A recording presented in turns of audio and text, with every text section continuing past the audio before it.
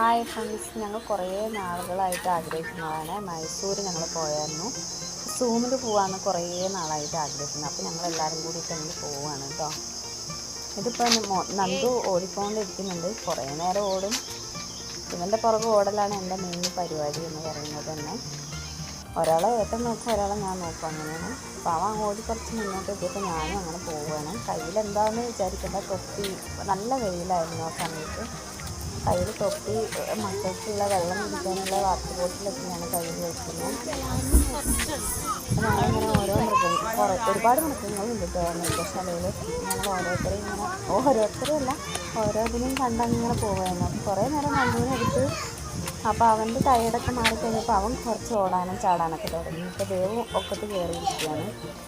അപ്പോൾ അവളെ കൊണ്ട് അങ്ങനെ കുറച്ച് നേരം നടന്നിട്ട് പിന്നെ രണ്ടാമത്തെ ആളും വേഗം കയറി. പിന്നെ രണ്ടാളും കൂടിയിട്ട് ഞാൻ ടയേർഡായപ്പോൾ രണ്ടാളും കൂടി ഏട്ടൻ്റെ കൈ പിടിച്ച് അങ്ങനെ നടക്കുകയാണ്. ഞാൻ ബാക്കിലിരുന്ന് ഇങ്ങനെ വീഡിയോ ചെയ്യുന്നുണ്ട്. നടന്ന് അതെന്താ ഇതെന്താ എങ്ങനെയാ, അവർക്ക് ഒരുപാട് സംശയങ്ങൾ ഉണ്ടാവുമല്ലോ. അപ്പോൾ അതൊക്കെ ഇങ്ങനെ തീർത്ത് കൊടുക്കുകയാണ് ഏട്ടൻ. സത്യത്തിൽ ഏട്ടൻ പെട്ടു എന്ന് പറയാം കേട്ടോ.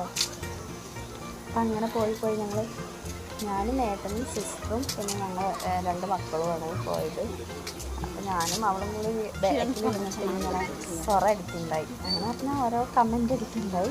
ഞങ്ങളിങ്ങനെ പോയി കഴിഞ്ഞ് ഇതാണ് കേട്ടോ സിസ്റ്റർ ജോലി.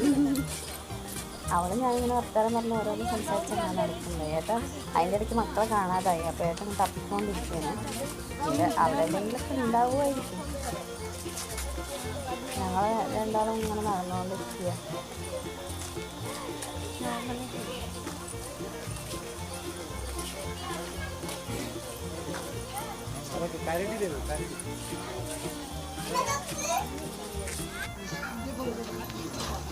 എൻ്റെ ഞാൻ ഷൂട്ടിക്കുന്നു, അവൻ ഷൂട്ടിക്കുന്നു. അപ്പം നമ്മുടെ കാലിൻ്റെ ഇതെടുക്കാൻ വിചാരിച്ചിട്ട് അനുസരിച്ച് ചവിട്ടുകയാണ്.